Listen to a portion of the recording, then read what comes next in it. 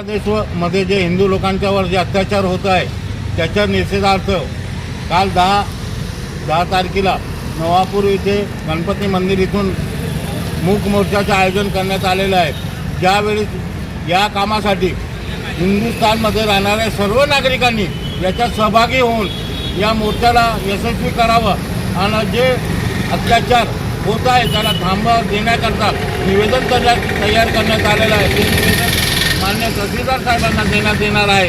तर त्यावेळी ती व्यथा आपली बांगलादेशमध्ये जे हिंदूवर अत्याचार होतो त्याची व्यथा राष्ट्रपती आणि आपलं PM पंतप्रधान साहेबांपर्यंत पोचावं याकरता निवेदनसुद्धा त्यांना तयार करण्यात आलेलं आहे।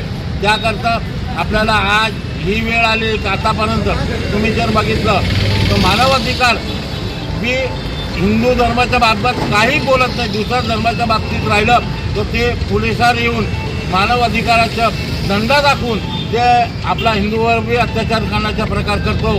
तर यावेळी जर हिंदू धर्मावर आलेली वेळ आहे तर याकरता मानव अधिकाऱ्यांनी बी जागरूकता घ्यावी आणि याचा पाठपुरावा करावा आणि बांगलादेशमध्ये हिंदूवर अत्याचार होते ते थांबावं ही नम्र विनंती करण्यात येत आहे।